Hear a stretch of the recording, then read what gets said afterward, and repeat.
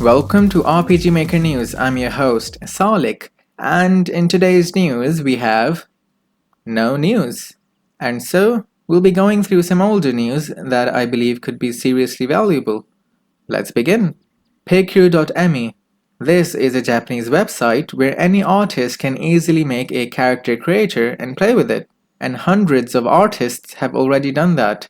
What's relevant to us is that we can use these character creators made by individual artists to generate art for our games. As example, I recreated some of my characters using different generators from this site. Now each image maker has its own terms.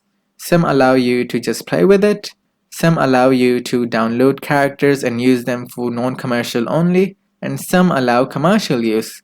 These terms are clearly mentioned on each individual maker before you start using it. Next, we have an MV&MZ plugin by Thirop that allows us to use icons from IconSet as animated balloons. The pop-up animation for these icons is handled through plugin command. There are some default animations, and from the plugin parameter, we can create custom ones as well.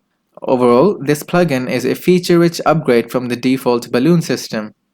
Moving on 15th of February, Gotcha Games posted this article.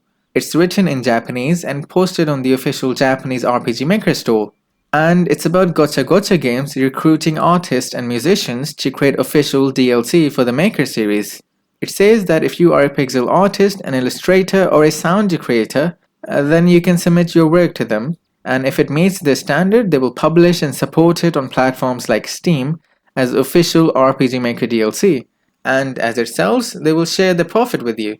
As you're interested in this offer, do go through this article. There are specifics I'm leaving out, like how you need to format your work to RPG Maker, that it should be original and have a minimum number of assets for it to become DLC, and so forth.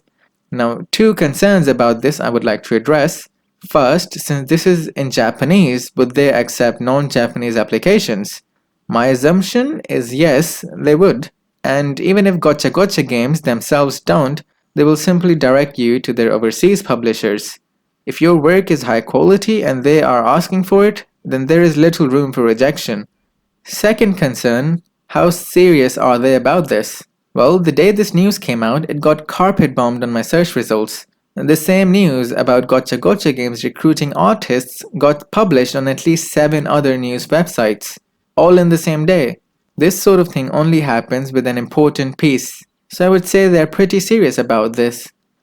That's all the highlights I have time to share for today. Get back to game making now and go upgrade those balloons while you're at it.